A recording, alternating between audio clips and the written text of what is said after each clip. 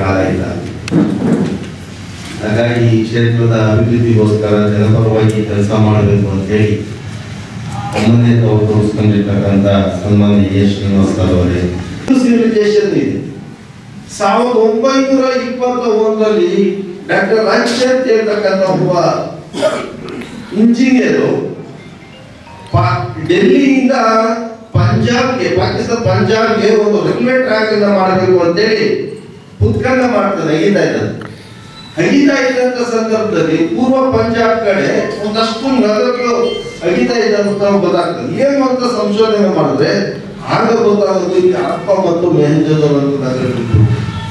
ನಮ್ಮ ಅನೇಕ ಸ್ಟೂಡೆಂಟ್ಸ್ ಗೊತ್ತಿರಬೇಕು, ಸಿಂಧು ಸಿವಿಲೈಸೇಷನ್, ಸಿಂಧು ಬೈಲಿನ ನಾಗರಿಕತೆ, ಪ್ರಾಚೀನ ಭಾರತದ ಇತಿಹಾಸವನ್ನ ನೀವು ಓದಕ್ ಹೋದ್ರೆ ನಿಮ್ಗೆ ಗೊತ್ತಾಗ್ತದೆ. ಅವರು ಸುಟ್ಟ ಇಟ್ಟಿಗೆಗಳಿಂದ ಮನೆಗಳನ್ನ ಕಟ್ಕೊಂಡಿದ್ರು, ಸ್ನಾನದ ಮನೆಗಳನ್ನ ಇದ್ದು, 40 ಅಡಿ ರಸ್ತೆ ಅಂದ್ರೆ ನಾಗರಿಕತೆ. ನಾವ್ ಹೇಳ್ತೀವಿ ನಾವು ಪ್ಯಾಂಟ್ ಶರ್ಟ್ ಇನ್ಸೈಡ್ ಮಾಡ್ಕೊಂಡ್ರೆ ನಾಗರಿಕತೆ ಅಂತ ಹೀಗಂತ ಇದ್ದೇವೆ.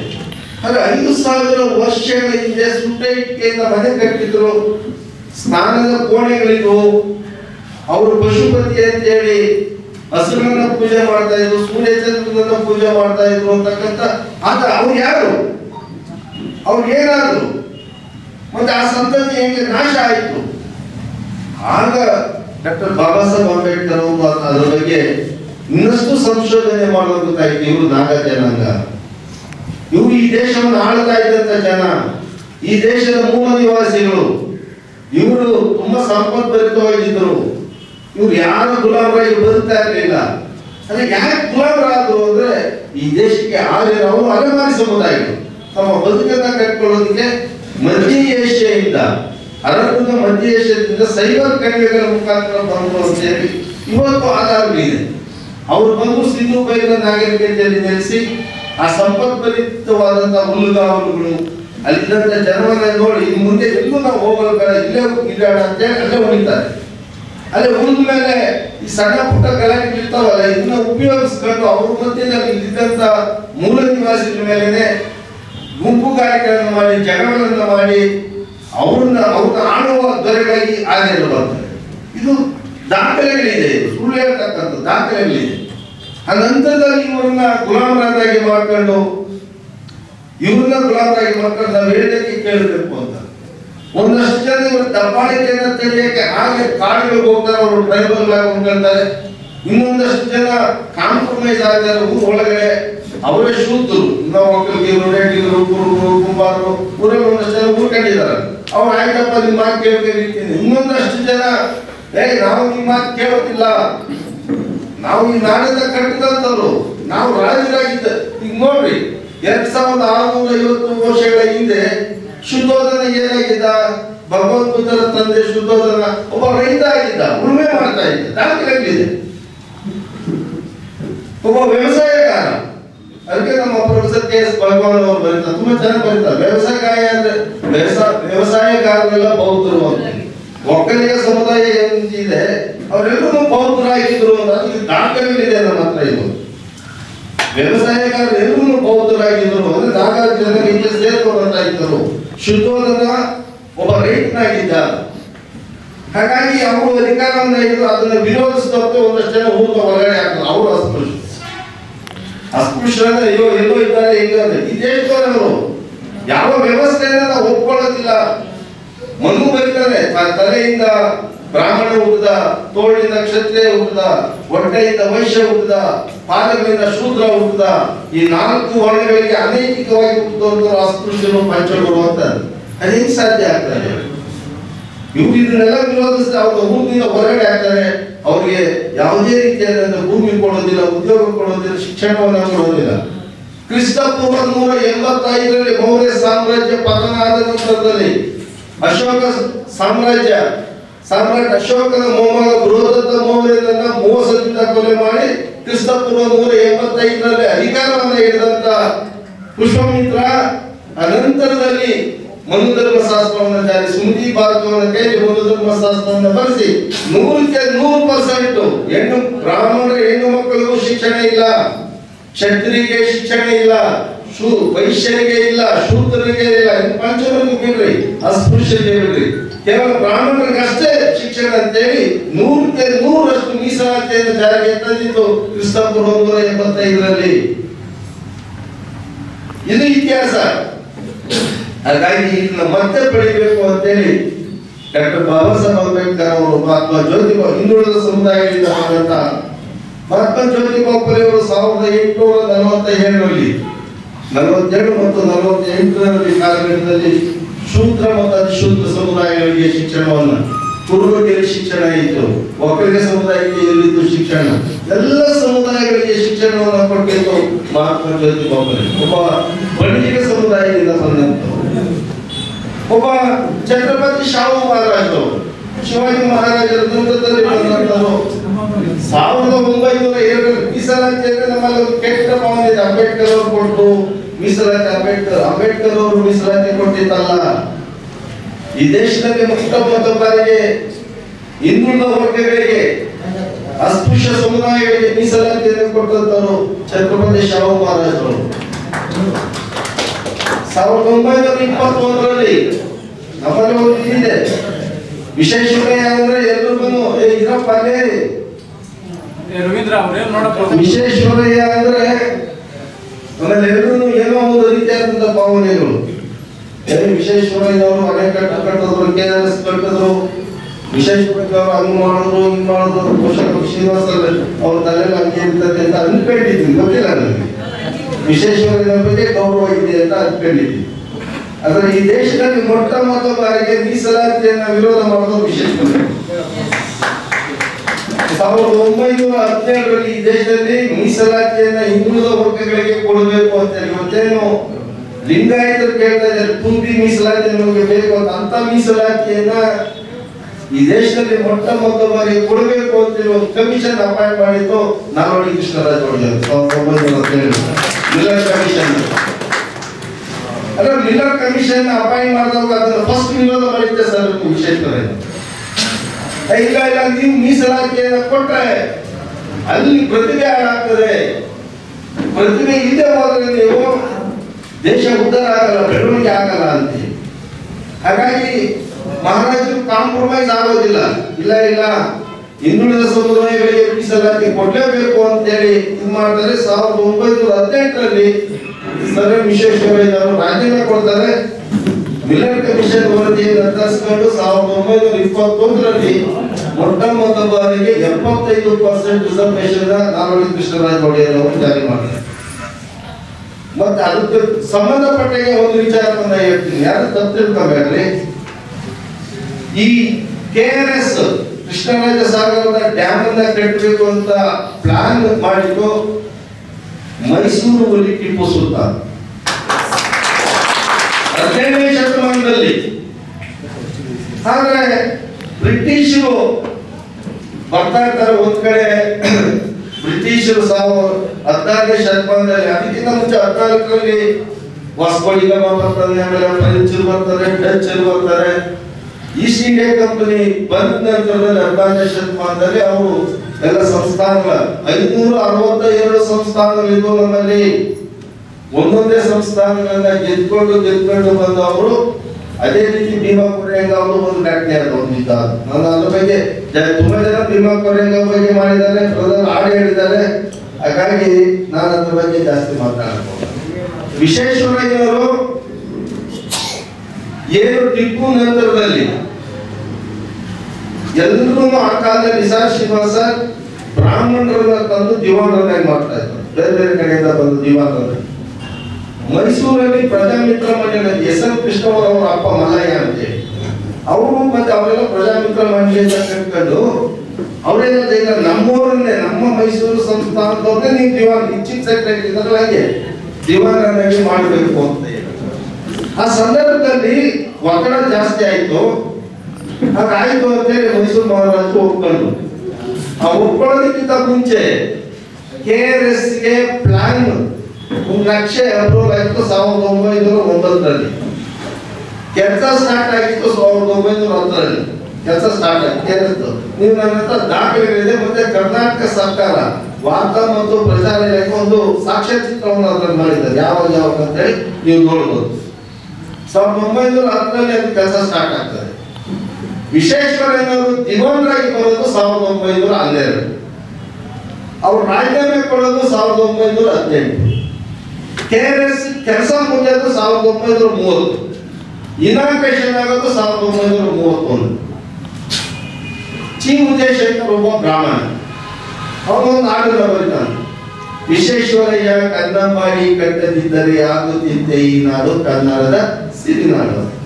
ಪಾಪ ನಮ್ಮ ಶುದ್ಧ ರಾಜ್ಕುಮಾರ್ ಕಡೆಯಿಂದ ನಾವೆಲ್ಲ ಹೌದು KRS ಕಟ್ಟಿದ್ದಾರೋ ವಿಶ್ವೇಶ್ವರಯ್ಯ ಅಂತ ಅವ್ರಿಗೆ ಏನ್ ದುರಂತ, ಇದು ದುರಂತ. ನಿಮ್ಮೊಂದು ಸಮಯ ಆಗೋಗ್ತದೆ, ನಂಗೂ ಹೊಟ್ಟೆ ಸಿಗ್ತಾ ಇದೆ. ಯಾಕಂದ್ರೆ ನನ್ಗೊಂದು ಶುಗರ್ ಪೇಷಂಟ್ 2 ಗಂಟೆ ಊಟ ಮಾಡಬೇಕು. ಭಾಷಣ ಅಂತ ಇದು ಭಾಷಣ ಅಲ್ಲ, ಇದು ನಾನು ನಿಮ್ಮೊಟ್ಟಿಗೆ ಮಾತಾಡ್ತಾ ಇದ್ದೀನಿ. ನಿಮ್ಮೊಟ್ಟಿಗೆ ನಾನು ಮಾತಾಡ್ತಾ ಇದ್ದೀನಿ. ಏನೇನು ಇತಿಹಾಸದಲ್ಲಿ ಏನೇನು ತಪ್ಪುಗಳಾಗಿದೆ, ನಮ್ಮ ಚಳವಳಿಗಾರರು ಇವತ್ತು. ನಾನು ಇವತ್ತು ಕೋಲಾರದಲ್ಲಿ ತುಂಬಾ ಜನ ನಮ್ಮ ಅನೇಕ ಸೀನಿಯರ್ ಲೀಡರ್ಸ್ ಇದ್ದಲ್ಲ, ಕೆ ರಾಮಯ್ಯ ಅಥವಾ ಇಬ್ಬರು ಮೂರನ್ನು ಬಿಟ್ರೆ ತುಂಬಾ ಜನಕ್ಕೆ ಅಂಬೇಡ್ಕರ್ ಹೋರಾಟನೇ ಗೊತ್ತಿಲ್ಲ. ಅಂಬೇಡ್ಕರ್ ಹೋರಾಟನೇ ಗೊತ್ತಿಲ್ಲ. ನಾನು ಸಿಂಪಲ್ ಆಗಿ ಹೇಳ್ಬಿಡ್ತೀನಿ ಯಾಕಂತೇಳಿ. ನೋಡಿ, ಬಾಬಾ ಸಾಹೇಬ್ ಅಂಬೇಡ್ಕರ್ ಅವರು ತಮ್ಮ ಎಜುಕೇಶನ್ ಮುಗಿಸಿ ಇಂಡಿಯಾಗೆ ಬಂದಿದ್ದು 1918. 1919 ಮತ್ತು 20 ಮೂಕನಾಯಕ ಅಂತ ಹೇಳಿ ಒಂದು ಪತ್ರಿಕೆ ತಂತಾರೆ. ಅದು ಛತ್ರಪತಿ ಶಿವಾಜಿ ಮಹಾರಾಜರ ಸಹಾಯದಿಂದ ತಿಂಗಳಿಗೆ ಅವರು 5 ರೂಪಾಯಿ ಕೊಡ್ತಾರೆ. ಹಾಗಾಗಿ ಪತ್ರಿಕೆ ತಂತಾರೆ. ಡಾಕ್ಟರ್ ಬಾಬಾ ಸಾಹೇಬ್ ಅಂಬೇಡ್ಕರ್ ಅವರು 1924ರಲ್ಲಿ ನಂತರ ಒಂದು ಸಂಘ ಕಟ್ತಾರೆ. 1920 ಬಹಿಷ್ಕೃತ ಹಿತಕಾರಣಿ ಸಭಾ ಅಂತ. ಅವರು ತುಂಬಾ ಹೈಲಿ ಕ್ವಾಲಿಫೈಡ್ ಅಂದ್ರೆ ಹೇಗೆ ಅಂದ್ರೆ 23 ಡಿಗ್ರಿಗಳು 5 PhD. ಇವನ್ ಟುಡೇ ನಾವ್ಯಾರು ನೋಡಕ್ಕೆ ಆಗೋದಿಲ್ಲ. DSc ಆವಾಗ ಇಂಡಿಯಾದಲ್ಲಿ ಆ ಕಾಲದಲ್ಲಿ ಇಬ್ಬರೇ ಮಾಡಿದ್ದು DSc. ಒಂದು ಡಾಕ್ಟರ್ ಬಾಬಾ ಸಾಹೇಬ್ ಅಂಬೇಡ್ಕರ್ ಅವರು, ಎರಡನೇದು KR ನಾರಾಯಣ ರಾಷ್ಟ್ರಪತಿ ಆಗಿದ್ರಲ್ಲ ಅವ್ರು ಹೇಗೆ ಅಂದ್ರೆ ಅವ್ರಿಗೆ ಸ್ಕಾಲರ್ಶಿಪ್ ಕೊಡಿಸಿದ್ದ ಡಾಕ್ಟರ್ ಅಂಬೇಡ್ಕರ್ ಸಾಹೇಬ್. ಅದೊಂದು ದೊಡ್ಡ ಇತಿಹಾಸ ಇದೆ. ಬಾಬಾ ಸಾಹೇಬ್ರ ಹೋರಾಟವನ್ನು ಹೇಳ್ಬೋದು. ಅದು 1924ರಲ್ಲಿ ಸಂಘ ಕಟ್ಟಿದ ಮೇಲೆ 1927ರಲ್ಲಿ ಒಂದು ಹೋರಾಟ ಮಾಡ್ತಾರೆ. ಚೌದಾರ್ ಕೆರೆಯಲ್ಲಿ ಕೆರೆ ನೀರನ್ನ ಮುಟ್ಟತಕ್ಕಂಥ ಹೋರಾಟ. ಬಾಬಾ ಸಾಹೇಬ್ರ ವಾದ ಏನು ಅಂದ್ರೆ, ಈ ಕೆರೆ ನೀರನ್ನ ಹೆಣ್ಣು ಮಕ್ಕಳು ಬಟ್ಟೆ ತೊಳಿತಾರೆ, ದನ ಕರುಗಳ ಮೈ ತೊಳಿತಾರೆ, ನಾವು ಮುಟ್ಟಂಗಿಲ್ವಲ್ಲ ನೀರು, ನಾವು ಮನುಷ್ಯರು ಅಂತ ಈ ಸಮಾಜಕ್ಕೆ ತೋರಿಸ್ಬೇಕು. ಹಾಗಾಗಿ ಬಾಬಾ ಸಾಹೇಬರು ಮಾರ್ಚ್ 20ನೇ ತಾರೀಕು 19 ಮತ್ತು 20 ಮಹಾತ್ಮನಗರದ ಚೌದಾರ್ ನೀರನ್ನ ಮುಟ್ಟೋದಕ್ಕೆ ಹೋಗ್ತಾರೆ. ದೊಡ್ಡ ಹೋರಾಟ ಆಗ್ತದೆ, ಗಲಾಟೆ ಆಗ್ತದೆ, ಪೇಪರ್ಗಳಲ್ಲಿ ಬರ್ತದೆ. ಟೈಮ್ಸ್ ಅಂತ ಒಂದು ಲಂಡನ್ ಇಂದ ಪತ್ರಿಕೆ ಬರ್ತಾರೆ, ಅದೊಂದು ದೊಡ್ಡ ಫ್ರಂಟ್ ಲೈನ್ ಅಲ್ಲಿ ಬರ್ತದೆ. ಬಾಬಾ ಸಾಹೇಬ್ ಹೋರಾಟ ಮಾಡ್ತಾರೆ, ಕೋರ್ಟ್ ಹೋಗ್ತಾರೆ. ಎರಡನೇ ಹೋರಾಟ 1930 ಕಾಲಾರಾಮ್ ಟೆಂಪಲ್ ಎಂಟ್ರಿ, ದೇವಸ್ಥಾನ ಪ್ರವೇಶ ಮಾಡಬೇಕು, ನಾವು ಮನುಷ್ಯರು. ಇವತ್ತೆಲ್ಲ ಹೇಳ್ತಾರಲ್ಲ ಹಿಂದೂಗಳು ನಾವೆಲ್ಲ ಒಂದು ಅಂತ ಹೇಳ್ತಾರೆ. ಹಾಗಾದ್ರೆ ನಮ್ಮನ್ನು ದೇವಸ್ಥಾನಕ್ಕೆ ಬಿಡ್ರಿ ಅಂತ ಭಾವಿಸ್ತಾರೆ. ದೇವಸ್ಥಾನಕ್ಕೆ ಬಿಡೋದಿಲ್ಲ. 3 ತಿಂಗಳ ಕಾಲ ಹೋರಾಟ ಆಗ್ತದೆ. ಅದು ಎಲ್ಲಾ ಕಡೆ ಪತ್ರಿಕೆಗಳಲ್ಲಿ ಬರ್ತದೆ. 1928ರಲ್ಲಿ ಸೈಮನ್ ಬರ್ತಾರೆ ಈ ದೇಶಕ್ಕೆ. ಯಾಕಂದ್ರೆ ಅದಕ್ಕೆ ಒಂದು ಇತಿಹಾಸ. 1909ರಲ್ಲಿ ಇಂಡಿಯನ್ ಗವರ್ಮೆಂಟ್ ಆಕ್ಟ್ ಪ್ರಕಾರ ಒಂದಷ್ಟು ರಾಜಕೀಯ ಪ್ರಾತಿನಿಧ್ಯ ಕೊಡಬೇಕು ಅಂತ ತೀರ್ಮಾನ ಆಗ್ತದೆ. ಇಲ್ಲೇನಾಗ್ತದೆ, ಇಲ್ಲಿದ್ದಾರೆ ಇವರೆಲ್ಲ ಹಿಂದೂಗಳು, ಇವರ ಅರ್ಧ ಮುಸ್ಲಿಮು ಅರ್ಧ ಕ್ರಿಶ್ಚಿಯನ್ ಅಂತ. ಇವರೆಲ್ಲ ಹಿಂದೂಗಳಲ್ಲಿ ಇವರೆಲ್ಲ ಯಾವೆಲ್ಲ ಗೊತ್ತಿಲ್ಲ, ಇವರೆಲ್ಲ ಹಿಂದೂಗಳಲ್ಲಿ ಹೆಚ್ಚು ಪ್ರಾತಿನಿಧ್ಯ ಕೊಡ್ಬಿಟ್ಟಿರ್ತಾರೆ. ಅಲ್ಲೊಬ್ಬ ಮುಸ್ಲಿಂ ಲೀಗ್ ಒಬ್ಬ ಕುಳಿತಿರ್ತಾನೆ ಆಗಾ ಖಾನ್ ಅಂತೇಳಿ, ಅವನೊಂದು ಪತ್ರ ಬರೀತಾನೆ ಈಸ್ಟ್ ಇಂಡಿಯಾ ಕಂಪನಿ. ಸ್ವಾಮಿ, ನೀವೇನು ಇವರೆಲ್ಲ ಹಿಂದೂಗಳು ಅಂತಿದೆ, ನನಗೆ ಆಗ ಡೌಟ್ ಇದೆ, ಇವ್ರು ಹಿಂದೂಗಳಲ್ಲ. 1911ರ ಜನಗಣತಿಯಲ್ಲಿ ನೀವು ಜಾತಿ ಆಧಾರಿತವಾಗಿ ನೀವು ಸೆನ್ಸಸ್ ಮಾಡಿ. ಇವತ್ತು ದೇಶದಲ್ಲಿ ರಾಹುಲ್ ಗಾಂಧಿ ಹೇಳ್ತಾರೆ, ನಾವು ಅಧಿಕಾರಕ್ಕೆ ಬಂದ್ರೆ ಜಾತಿ ಜನಗಣತಿ ಮಾಡ್ತಿದೆ ಅಂತ. ಅಲ್ಲ, ಕರ್ನಾಟಕದಲ್ಲೂ ಹೇಳ್ತಾರೆ. ಆದ್ರೆ ಸಿದ್ದರಾಮಯ್ಯನವರು ಅದು ಯಾಕಾಗಿನೋ ಗೊತ್ತಿಲ್ಲಪ್ಪ, 2015ರಿಂದ ಕಾಂತರಾಜ್ ವರದಿಯನ್ನ ಕೊಟ್ರೆ ಅದನ್ನು ರಿಲೀಸ್ ಮಾಡೋಕ್ಕೆ ಹಿಂದೆ ಆಗ್ತಾ ಇದೆ. ನಾನು ಹಿಂದುಳಿದ ವರ್ಗಗಳ ಚಾಂಪಿಯನ್ ಅಂತಾರೆ. ನಿಮ್ ಕೋಲಾರದವರು ನಾಚಿಕೆ ಮಾನ ಮರ್ಯಾದೆ ಇದೆ, ಸಿದ್ದರಾಮಯ್ಯ ಮೇಲೆ ಒಂದು ಆಣೆ ಕುಡಿದು ಕುಡಿಸ್ತಾರ. ಅವ್ರಿಗೆ ಏನಾಗೈತೆ, ಅವ್ರಿಗೆ ಗಾಂಜಾ ಜಾಸ್ತಿ ಆಯ್ತಾ ಏನೋ ಗೊತ್ತಿಲ್ಲ ಅವ್ರಿಗೆ. ನಾನು 2015ರಲ್ಲಿ ಕಾಂತರಾಜು ವರದಿಯನ್ನು ಸರ್ಕಾರ 112 ಕೋಟಿ ರೂಪಾಯಿ ಖರ್ಚು ಮಾಡಿರೋದು ನಮ್ಮ ಅದು. ಸದಾಶಿವ ಆಯೋಗ 22 ವರ್ಷ ಆಯ್ತು. ಇವತ್ತು ಎಸ್ಸಿಗಳು ಒಳಗಡೆ ಕಿತ್ತಾಡ್ತಾ ಇದ್ದಾರೆ, ಇವ್ರು ಸುಮ್ಮನೆ ನೋಡ್ಕೊಂತ ಇದ್ದಾರೆ. ಈಗ ವೆರಿ ಸಿಂಪಲ್, ಹೇಳ್ತಾರೆ ಯಾವ ಜಾತಿ ಜನಸಂಖ್ಯೆ ಎಷ್ಟು ಅಷ್ಟು ಕೊಡ್ಬಿಡ್ರಿ ಅವ್ರಿಗೆ. ಏನ್ ಲಿಂಗಾಯತ್ 20% ಕೊಡ್ರಿ, ಒಕ್ಕಲಿಗರು 30% ಕೊಡ್ರಿ, ಮುಸಲ್ಮಾನ 40% ಕೊಡ್ರಿ. ಅವ್ರಿಗೆ ಒಂದು ಸರ್ಕಾರ ನಾನು ಶ್ರೀನಿವಾಸ್ ಅವ್ರ MLA ಆದ್ರೆ ಅಸೆಂಬ್ಲಿ ಕೇಳ್ತಾರೆ, ನಮ್ಮ ಕ್ಷೇತ್ರಕ್ಕೆ ಇಷ್ಟು ಸವಲತ್ತು ಬೇಕು, ಮುಸಲ್ಮಾನ್ ಇಷ್ಟು % ಇದ್ದಾರೆ, ದಲಿತರು ಇಷ್ಟು, SC ಇಷ್ಟು ಇದ್ದಾರೆ. ದಲಿತರು ಅಂದ್ರೆ ಅದೇ ಸುಮ್ಮನೆ ನಾರ್ಮಲ್ ಬಿಡ್ತಾರೆ, ಅಥೆಂಟಿಕ್ ಅಲ್ಲ. ಯಾಕಂದ್ರೆ ದಲಿತರು ಅಂದ್ರೆ ಎಲ್ಲಾ ಜಾತಿಯ ಬಡವರು ಅಂತ, ಅದು ಬ್ರಾಹ್ಮಣರಾಗಿರ್ಬೋದು, ಲಿಂಗಾಯತರಾಗಿರ್ಬೋದು, ಗೌಡರಾಗಿರ್ಬೋದು, ಒಲೆಯವರು ಎಲ್ಲ ಯಾರ್ಯಾರು ದಲಿತ ಅಲ್ಲ, ಶೋಷಿತರು ಅಂತ ಎಲ್ಲ ಜಾತಿಯ ಬಡವರು ಅಂತ ಡೆಫಿನಿಷನ್. ಅರೆ ನೀವು ಅಸೆಂಬ್ಲಿ ಮಾತಾಡಕ್ಕಾಗಲ್ಲ. ನಮ್ಮ ಕ್ಷೇತ್ರದಲ್ಲಿ ಶೆಡ್ಯೂಲ್ ಕಾಸ್ಟ್ ಅವರು ಇಷ್ಟಿದ್ದಾರೆ, ಶೆಡ್ಯೂಲ್ ಟ್ರೈಬಲ್ ಇಷ್ಟಿದ್ದಾರೆ, OBC ಇಷ್ಟಿದ್ದಾರೆ, ಕುರುಬರು ಇಷ್ಟಿದ್ದಾರೆ, ಕುಮಾರ್ ಇಷ್ಟಿದ್ದಾರೆ, ಲಿಂಗಾಯತ ಇಷ್ಟಿದ್ದಾರೆ, ಇವ್ರಿಗೆಲ್ಲ ಇಷ್ಟಿಷ್ಟು ಸವಲತ್ತು, ಇವ್ರು ಇಷ್ಟು ಹಿಂದುಳಿದಿದ್ದಾರೆ. ಸಾಚಾರ ಕಮಿಷನ್ ರಿಪೋರ್ಟ್ ಬಂತಪ್ಪ, ಮುಸಲ್ಮಾನರು ಅವ್ರು ಹೇಳಿದ್ರೆ ಇದುವರೆಗೂ 9% ಅಷ್ಟೇ ಅವ್ರಿಗೆ ಎಜುಕೇಶನ್ ಅಂತ. ಆಲ್ ಇಂಡಿಯಾ ಲೆವೆಲ್ ಅಲ್ಲಿ ರತ್ನಪ್ರಭಾ ಚೀಫ್ ಸೆಕ್ರೆಟರಿ ಕೇಳಿದ್ದೀರಿ ಕರ್ನಾಟಕದಲ್ಲಿ, ಆಯಮ್ಮ ಒಂದು ರಿಪೋರ್ಟ್ ಕೊಟ್ಟು ಸುಪ್ರೀಂ ಕೋರ್ಟ್ಗೆ, ಇದುವರೆಗೂ SC ST ಗೆ ರಿಸರ್ವೇಶನ್ ತಲುಪಿರೋದು 9% ಅಂತೇಳಿ. ಇದನ್ನ ಅಸೆಂಬ್ಲಿಗಳಲ್ಲಿ ಮಾತಾಡ್ಬೇಕಾಗ್ತದೆ. ನೀವು ಅಲ್ಲೇನೋ ನಾರ್ಮಲ್ ಆಗಿ ನಾವು ಮಾತಾಡಕ್ ಬರೋದಿಲ್ಲ, ಯಾಕಂದ್ರೆ ನಾವು ತುಂಬಾ ಅಸೆಂಬ್ಲಿ ನೋಡಿದ್ದೀವಿ. ಆ ಕಾರಣಕ್ಕೋಸ್ಕರ ನಿಮ್ಗೆ ಹೇಳಿದೆ. ಹಾಗಾಗಿ ಬಾಬಾ ಸಾಹೇಬ್ ಅಂಬೇಡ್ಕರ್ ಅವರು ಇದನ್ನ ಕೇಳ್ತಾರೆ. ಬಾಬಾ ಸಾಹೇಬ್ ಅಂಬೇಡ್ಕರ್ ಅವರು ಇದನ್ನ ಪ್ರಶ್ನೆ ಮಾಡ್ತಾರೆ.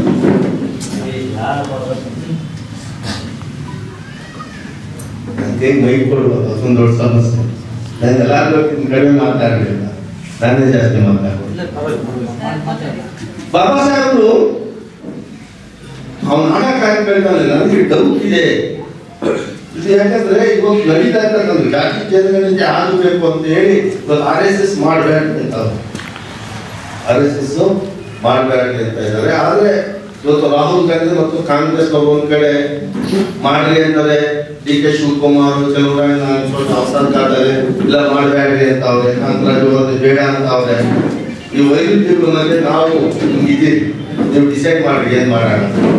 ಆದ್ರೆ ಆವತ್ತು 1913ರ ಜಾತಿ ಗಣತಿಯಲ್ಲಿ 429 ಜಾತಿಗಳು ಡಿಪ್ರೆಸ್ಡ್. ಇವತ್ತಿನ SC ST ಅಂತ ಏನ್ ಹೇಳ್ತೀರಿ, ಅವತ್ತು ಅವರು SC 429 ಕ್ಯಾಸ್ಟ್ 1911ರ ಜನಗಣತಿಯಲ್ಲಿ. ಹಾಗಾಗಿ ಇವರಿಗೆ ಪ್ರತ್ಯೇಕವಾದಂತಹ ಹಕ್ಕುಗಳನ್ನು ಕೊಡಬೇಕು ಅಂತೇಳಿ ಸಂವಿಧಾನದ ಬಾಬಾ ಸಾಹೇಬರು ಮಂಡಿಸ್ತಾರೆ. 1919 ಆಕ್ಟ್ ಪ್ರಕಾರ ಒಂದಷ್ಟು ಸವಲತ್ತುಗಳು ಕೊಡ್ತಾರೆ. ಆದರೆ ಕಾಂಗ್ರೆಸ್ನವರು ಅದನ್ನು ಒಪ್ಪೋದಿಲ್ಲ, ಇಲ್ಲ ಈ ಹಕ್ಕುಗಳನ್ನು ನಾವು ಒಪ್ಪೋದಿಲ್ಲ. ಆಗ 1930, 31, 32 ರೌಂಡ್ ಟೇಬಲ್ ಕಾನ್ಫರೆನ್ಸ್ ಲಂಡನ್ ನಡೀತದೆ.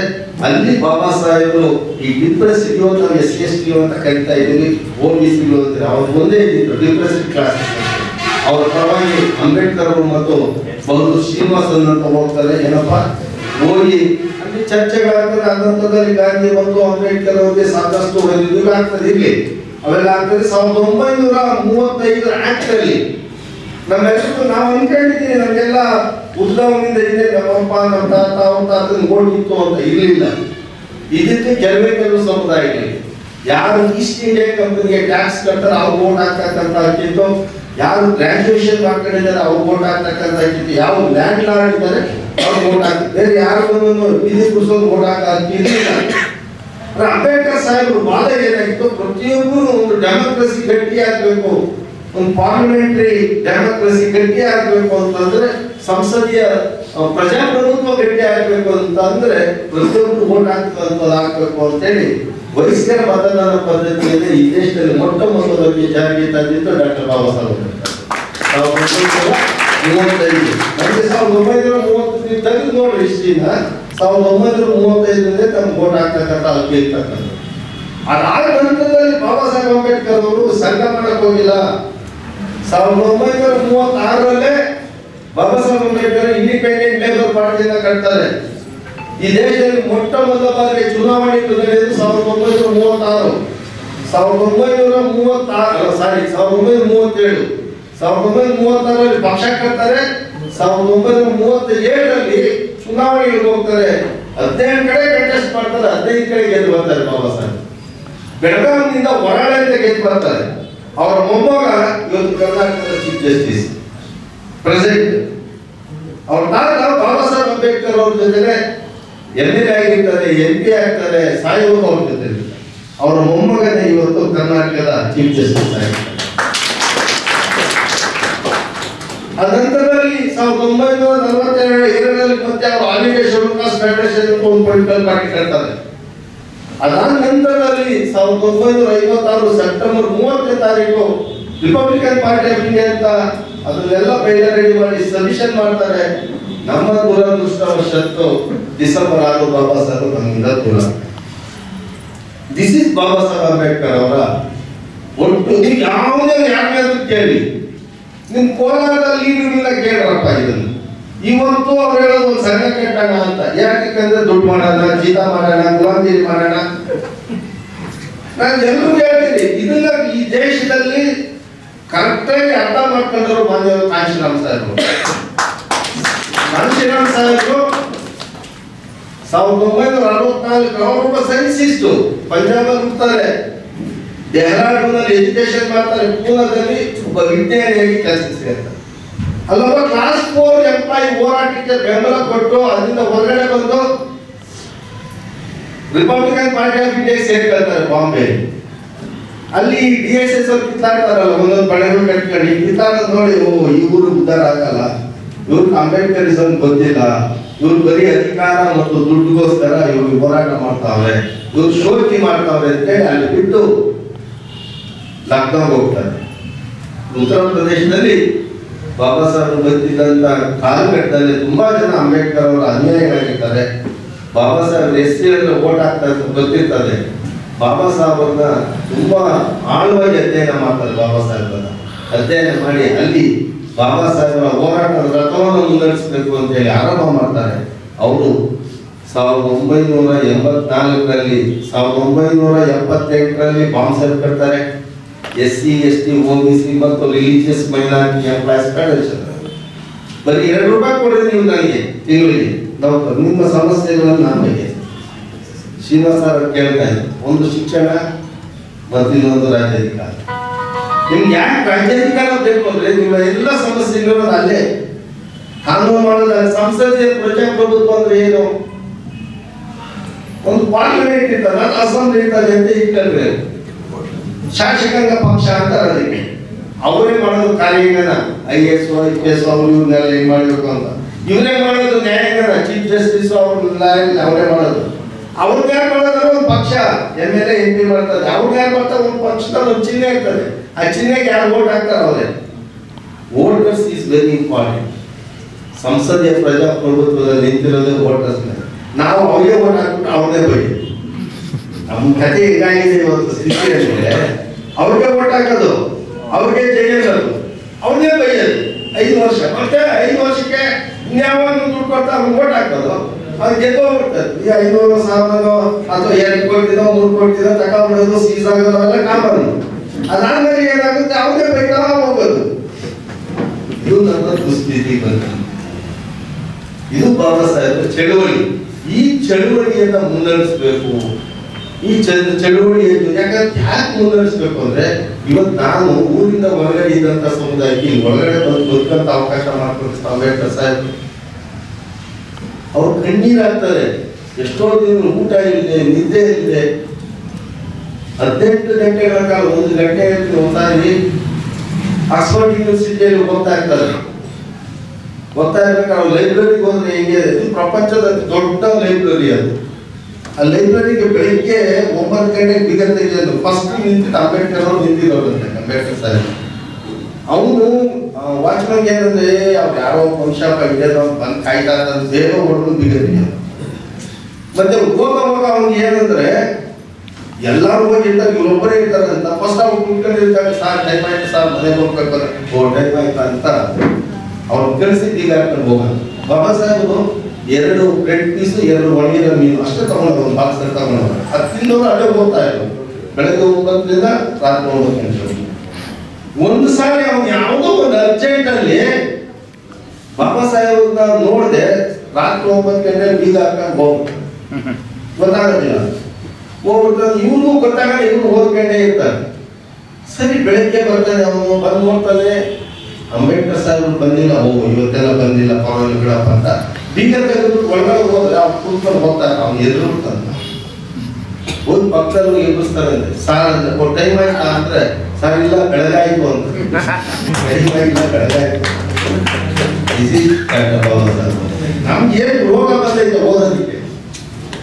ಬಾಬಾ ಸಾಹೇಬರು 2013ರಲ್ಲಿ ಅಮೆರಿಕಕ್ಕೆ ಹೋದಾಗ ತುಂಬಾ ಖುಷಿ ಆಗ್ತದೆ.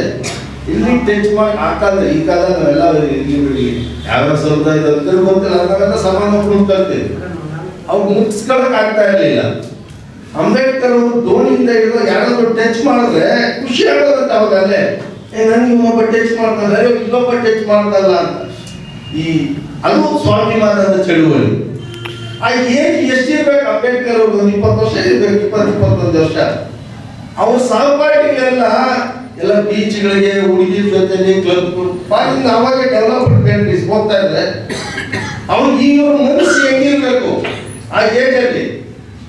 ಆದ್ರೆ ಅಂಬೇಡ್ಕರ್ ಸಾಹೇಬರು ಯಾವುದೇ ಶೋಕಿಗೆ ಬಿಡದೆ 10 ಗಂಟೆ 15 ಗಂಟೆ 14 ಗಂಟೆ ಕುಳಿತು ಓದಿದ್ರಲ್ಲ, ಅದರ ಕಾರಣ ಇವತ್ತು ಈ ಬಟ್ಟೆ ಅಪ್ಪ ಶ್ರಮ ಇದೆಯಲ್ಲ ಅದು ಇವತ್ತು. ಇದು ನಮ್ಗೆ ಮನ್ಸು ಬರದೆ ಹೋದ್ರೆ ಎಂತ ಬೇವಸಿಗಳು, ಎಂತ ದ್ರೋಹಿಗಳು. ಹಾಗಾಗಿ ಮಹರ್ ರೆಜಿಮೆಂಟ್ ಏನಿದೆ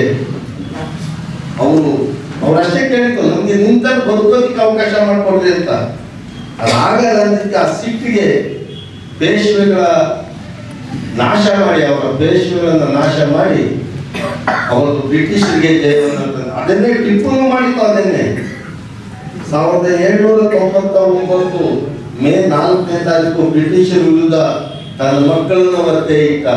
ಇಲ್ಲ ಬ್ರಿಟಿಷರಿಗೆ ನಾನು ಗುಲಾಮ್ ಆಗೋದಿಲ್ಲ ಅಂತ ಹೇಳಿ ಕತ್ತಿ ಹಿಡಿದು ಯುದ್ಧ ಮಾಡ್ದ. ತನ್ನ ರಣರಂಗದಲ್ಲಿ ಶ್ರೀರಂಗಪಟ್ಟಣದಲ್ಲಿ ಪ್ರಾಣವನ್ನು ಅಂತ ಟಿಪ್ಪು, ಅಂತ ಮಹಾ ರೆಜಿಮೆಂಟ್ಸ್. ಮೇಡಮ್ ಹೇಳ್ತಾ ಇದ್ದಾರೆ 500 ಜನ ಹೆಂಗ್ ಸಾಧ್ಯ ಅಂದ್ರೆ ಇವ್ರಿಗೆ ಯುದ್ಧದ ಕಲೆ ಇತ್ತು. ಇವ್ರ ಹತ್ರ ಗನ್ನುಗಳು, ಬಂದೂಕುಗಳಿದ್ವು, ಪಿರಂಗಿಗಳಿದ್ವು ಇವ್ರ ಹತ್ರ. ಅವ್ರ ಹತ್ರ ಏನಿಲ್ಲ. ಆಮೇಲೆ ಇವ್ರ ಯೂನಿಫಾರ್ಮ್ ಇತ್ತು, ಒಂದು ಡಿಸಿಪ್ಲಿನ್ ಇತ್ತು, ಶಿಸ್ತಿತ್ತು ಇವ್ರ ಹತ್ರ. ಅವ್ರು ಏನಿಲ್ಲ ಕಲರ್ ಬಟ್ಟೆ ಹಾಕೊಂಡು ಏನೋ ಟೋಪಿ ಸುತ್ಕೊಂಡು ಬಂದಿದ್ರು. ಹಾಗಾಗಿ ಅವ್ರು ಸೋಲೋದಿಲ್ಲ. ಅದಕ್ಕೆ ನಮ್ಮಲ್ಲಿ ಯಾಕೆ ಡಿಸಿಪ್ಲಿನ್ ಇಲ್ಲ? ಇವಾಗ ನಾವ್ ಯಾಕೆ ಸೋತಿದ್ದೀವಿ? 40 ವರ್ಷದಲ್ಲಿ ನಮ್ಗೆ ಡಿಸಿಪ್ಲಿನ್ ಇಲ್ಲ, ನಮ್ಗೊಂದು ಶಿಸ್ತಿಲ್ಲ. 11 ಗಂಟೆ 12 ಗಂಟೆ ಬರ್ತೀವಿ. 50 ಜನ ಒಂದು ತಾಲೂಕಿನಿಂದ ಬರ್ಬೇಕಾದ್ರೆ 2 ಬರ್ತಾರೆ, ನಡೆಯಪ್ಪ ನಡೀತಾರೆ ಅಂತಾರೆ. ಆ ಬದ್ಧತೆ ಇಲ್ಲ, ಕಮಿಟ್ಮೆಂಟ್ ಇಲ್ಲ. ಅದಕ್ಕೆ ಇವತ್ತು ನಾವು ಈ ಸ್ಥಿತಿಯಲ್ಲಿದ್ದೀವಿ. ಮುಂದಿನ ದಿನಗಳು ಇನ್ನೂ ಕಷ್ಟದ ದಿನಗಳು. ಖಾಸಗೀಕರಣ ತುಂಬಾ ವೇಗವಾಗಿ ಹೋಗ್ತಾ ಇದೆ. ಸರ್ಕಾರಿ ನೌಕರಿ ಅಂತಕ್ಕಂಥದ್ದು ಮರೀಚಿಕೆ ಆಗ್ತಾ ಇದೆ. ನಮ್ಮನ್ನ ನಾವು ಕಟ್ಕೊಳ್ಬೇಕು, ನಮ್ಮನ್ನ ನಾವು ಕಟ್ಕೊಳ್ಬೇಕು. ಇವತ್ತು ಸಂವಿಧಾನವನ್ನ ಬದಲಾವಣೆ ಮಾಡಬೇಕು ಅಂತ ಇವತ್ತು ಅಧಿಕಾರದಲ್ಲಿರ್ತಕ್ಕಂಥ ಮಾತಾಡ್ತಾ ಇದ್ದಾರೆ. 75 ವರ್ಷಗಳ ಈ ಸಂದರ್ಭದಲ್ಲಿ ಈ ಸಂವಿಧಾನ ಉಳಿದ್ರೆ ಈ ದೇಶ ಉಳಿತದೆ, ಈ ದೇಶ ಉಳಿದ್ರೆ ನಾವು ಉಳಿತೀವಿ. ಹಾಗಾಗಿ ಇಲ್ಲಿ ಎಲ್ಲ ಸಮುದಾಯಗಳು ಸೇರಿ ಈ ಸಂವಿಧಾನವನ್ನ, ಈ ದೇಶವನ್ನು ಉಳಿಸ್ತಕ್ಕಂಥ ಕಡೆ ನಾವೆಲ್ಲರೂ ಸಾಗಬೇಕಾಗಿದೆ. ಯಾಕೆ ಭೀಮಾ ಕೋವಿಂದ್ ಅವರನ್ನ ನೆನೆಸ್ಕೊಳ್ಬೇಕು ಅಂತ ಸಾಕು ಹೇಳ್ತಾ ಇದ್ರು. 2018ಕ್ಕಿಂತ ಹಿಂದೆ ಅಲ್ಲದೆ ಏನೋ ಒಂಚೂರು ನೆನಪು ಮಾಡ್ಕೊಳ್ತಾ ಇದ್ದೆ. ಅದೇ 2018ರಲ್ಲಿ UAPA ಆಕ್ಟ್, ಅನ್ಲಾಫುಲ್ ಆಕ್ಟಿವಿಟೀಸ್ ಅಂತ ಹೇಳಿ ಸುಮಾರು 16 ಜನ ಸಾಹಿತಿಗಳನ್ನ, ಹೋರಾಟಗಾರರನ್ನ ಕೇಂದ್ರ ಸರ್ಕಾರ ಜೈಲಿಗೆ ಹಾಕಿ. ಇನ್ನೂ ಇದ್ದಾರೆ 3 ಜನ. ವರ್ಮರಾವ್ ಒಬ್ರು ಬಿಡುಗಡೆ ಆಗಿದ್ದಾರೆ, ಆನಂದ್ ತೇಜುಂಬೆ ಅನ್ನೋರು ಒಬ್ರು ಬಿಡುಗಡೆ, ಮೊನ್ನೆ ಭರದ್ವಾಜ್ ಅನ್ನೋರು ಒಬ್ರು, 3 ಜನ ಬಿಡುಗಡೆ. ಇನ್ನು 13 ಜನ UAPA ಆಕ್ಟ್ ಅಲ್ಲಿ ಒಳಗಡೆ ಇದ್ದಾರೆ. UAPA ಆಕ್ಟ್ ಅಲ್ಲಿ ಒಳಗಡೆ ಹಾಕಿದ್ರೆ 2 ವರ್ಷ ಕೋರ್ಟ್ ಹೋಗಂಗೆ ಇಲ್ಲ. ನಿಮಗೆ ಕೋರ್ಟ್ಗೆ ಹೋಗಂಗೆ ಇಲ್ಲ. ಯಾರೋ ನೀನು ಆಗೋದಿಲ್ಲ. ಶ್ರೀನಿವಾಸ ಸ್ಟ್ರಾಂಗ್ ಲೀಡರ್ ನನ್ನ ವಿರುದ್ಧ ಅಂದ್ರೆ ಒಂದು UAPA ಆಕ್ಟ್ ಏನ ಎವಿಡೆನ್ಸ್ ಏನಾದ್ರೆ ಯಾವುದು ಲ್ಯಾಪ್ಟಾಪ್ ಅಲ್ಲಿ ಒಂದು ಲೆಟರ್ ಇತ್ತು ಸಾಕು. ಏನ್ ಲೆಟ್ರು? ಪ್ರಧಾನಮಂತ್ರಿಗಳನ್ನ ಮುಗಿಸೋದಿಕ್ಕೆ ಪ್ಲಾನ್ ಮಾಡ್ತಾ ಇದ್ರು ಇವರೆಲ್ಲ ಮಾವೋವಾದಿಗಳು, ಟೆರರಿಸಂಗಳು ಇವರು. ಕೃಷ್ಣಪ್ಪ ಜೋರಾಗಿ ಕೂಗಾಡ್ತಾರೆ ಆಕ್ಟ್ ಒಳಗಡೆ ಅಷ್ಟೇ.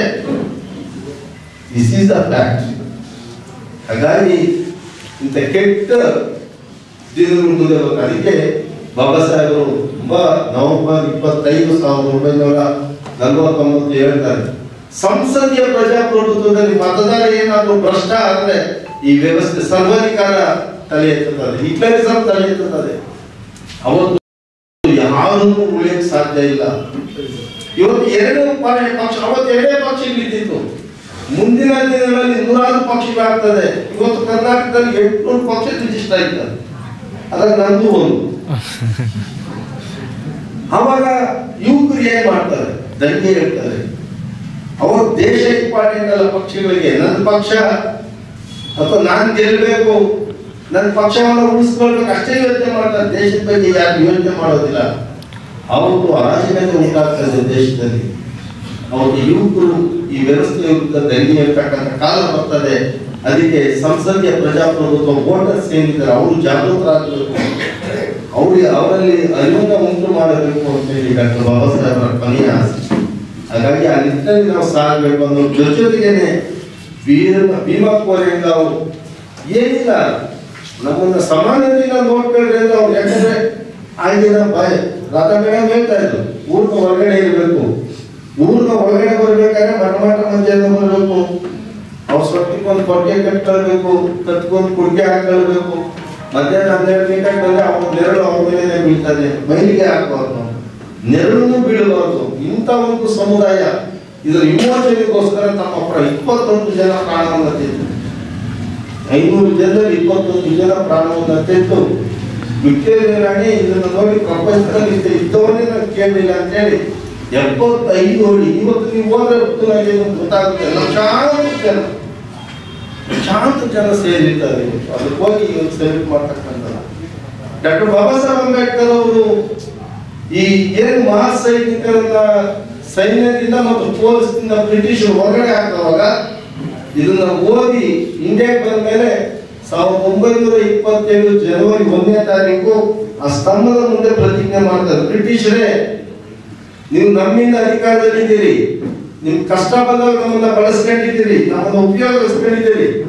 ಇವತ್ತು ಬಾಲಗಂಗಾಧರ ತಿಲಕ್ ಮತ್ತು ಬೇರೆ ಬೇರೆ ಸಂಘ ಪರಿವಾರದ ಮಾತು ಕೇಳ್ಕೊಂಡು ನೀವು ನಮ್ಮನ್ನು ಹೊರಗಡೆ ಹಾಕ್ತೀರಿ, ನಿಮ್ಮ ವಿರುದ್ಧ ಹೋರಾಟ ಮಾಡ್ತೀರಿ ಅಂತೇಳಿ ಇಡೀ ಮಹಾರಾಷ್ಟ್ರದಲ್ಲಿ ಒಂದು ದೊಡ್ಡ ಚಳವಳಿ ಆದವಾಗ ಕೂಡಲೇ ಬ್ರಿಟಿಷರು ಸೈನ್ಯಕ್ಕೆ ವಾಪಸ್ ತಗೊಳ್ತಾರೆ.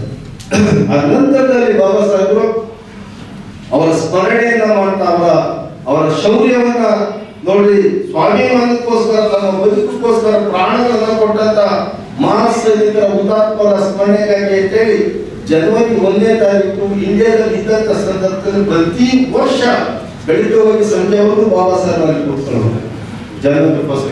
ನಾವೆಲ್ಲ ಹೋಗ್ತೀರಿ 31ನೇ ತಾರೀಕು ಸಂಜೆ ಯಾವ್ದು ಕ್ಲಬ್ಗಳು ಪಾರ್ಕ್ಗಳು ಎಲ್ಲ ಇದ್ರು. ಇದು ಆಗಬಾರ್ದು. ಯಾಕಂದ್ರೆ ನಾವು ಮೇಲೆ ಜವಾಬ್ದಾರಿ ಇದೆ, ನಮ್ಮ ಮೇಲೆ ಹೊಣೆಗಾರಿಕೆ ಇದೆ. ಇದನ್ನ ನಾವು ಚಿಕ್ಕ ಕಾಲದಲ್ಲಿ ನಮ್ಮ ಕೈ ಎಷ್ಟಾಗುತ್ತೋ ಅಷ್ಟು ನಾವೆಲ್ಲ ಮಾಡೋಕ್ಕಾಗಲ್ಲ. ನಮ್ಮ ಕೈ ಎಷ್ಟಾಗುತ್ತೋ ಅಷ್ಟು ನಾವು ಮಾಡೋಣ ಅಂತ ಹೇಳಿ ಸಾಕಷ್ಟು ಸಮಯ ತಗೊಂಡಿದ್ದೀನಿ. ಹಾಗಾಗಿ ಇನ್ನೊಂದಷ್ಟು ಗಟ್ಟಿ, ಇದು ಯಾರನ್ನೋ ಬೈತಾರೆ, ಯಾರನ್ನೋ ಇದು ನೋವು ಸಂಕಟ, ಈ ರೀತಿ ಚಳುವಳಿ ಸಾಗಬೇಕು. ಬಾಬಾ ಸಾಹೇಬ್ರ ಚಳುವಳಿ ಸರಿ ರೀತಿಯಲ್ಲಿ ಸಾಗಬೇಕು ಅಂತಕ್ಕಂಥದ್ದು ಅಷ್ಟೇ ಹೊರತು ಯಾರಿಗೋ ಮೆಚ್ಚಿಸಬೇಕು ಅಂತಕ್ಕಂಥದ್ದಲ್ಲ. ಇದು ನಮ್ಮ ಜವಾಬ್ದಾರಿಗಳು, ನಮ್ಮ ರೆಸ್ಪಾನ್ಸಿಬಿಲಿಟೀಸ್ ಇದೆ ಅಂತ ಹೇಳಿ ಈ ಹಿನ್ನೆಲೆಯಲ್ಲಿ ಕೋಲಾರ ಜಿಲ್ಲಾ ಶಾಖೆ ಇನ್ನೂ ಜೋರಾಗಿ ಮಾಡಬೇಕಾಗಿದೆ. ಯಾಕಂದ್ರೆ ಇಷ್ಟು ಜನಕ್ಕಲ್ಲ, ಇನ್ನೂ 106 ಜನ ಸೇರಿಸಿ ಇದು ಇನ್ನೂ, ಯಾಕಂದ್ರೆ ಶ್ರೀನಿವಾಸ ಇದ್ದಾರೆ, ಅವರ ಸಹಕಾರ ಮತ್ತೆ ಎಲ್ಲರೂ ಇದ್ದಾರೆ, ನಾವೆಲ್ಲರೂ ಸೇರಿ ಈ ಚಳುವಳಿಯನ್ನು ಕಟ್ಟೋಣ ಅಂತ ಹೇಳಿ ಹೊಸ ವರ್ಷದಲ್ಲಿ ಏನು 2024ರಲ್ಲಿ 23ರಲ್ಲಿ ಸಾಕಷ್ಟು ನೋವುಗಳು ಸಂಕಟಗಳನ್ನು ಅನುಭವಿಸಿದ್ದೀರಿ. 24ರಲ್ಲಿ ಇನ್ನೊಂದಷ್ಟು ಗರಿಷ್ಠವಾಗಿ ಕುಲೇಶ್ ಅವರು ಅಂಬೇಡ್ಕರ್ ಅವರ ಚಳುವಳಿಯಿಂದ ಕಟ್ಟೋಣ ಅಂತ ಹೇಳಿ ಇದುವರೆಗೂ ಮಾತಾಡೋದಕ್ಕೆ ಅವಕಾಶ ಮಾಡಿಕೊಡ್ತಾರೆ.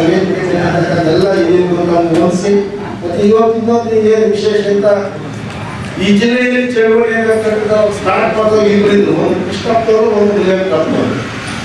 ಅವರಿಬ್ಬರು ಪ್ರಥಮದಲ್ಲಿ ನಾವು 2005ರಲ್ಲಿ ನಾವು ಅಂಬೇಡ್ಕರ್ ವಾರದಿಂದ ಹೊರಗಡೆ ಬಂದಂತ ಸಂದರ್ಭದಲ್ಲಿ ಕೋಲಾರದಲ್ಲಿ ದಲಿತ ಸಂಘರ್ಷ ಸಮಿತಿ ಭೀಮವರವನ್ನು ಆರಂಭ ಮಾಡಬೇಕು ಅನ್ನೋ ಸಂದರ್ಭದಲ್ಲಿ ಕೃಷ್ಣಪ್ಪ ಮತ್ತು ನಮ್ಮ ಹಿರಿಯರಾದಂತ ಮುನಿಯಪ್ಪನವರ ಜೊತೆಯಲ್ಲಿ ಇವತ್ತು ಅವರು ನಮ್ಮ ಮಧ್ಯದಲ್ಲಿ ಮಟ್ಟಿದ್ದಾರೆ.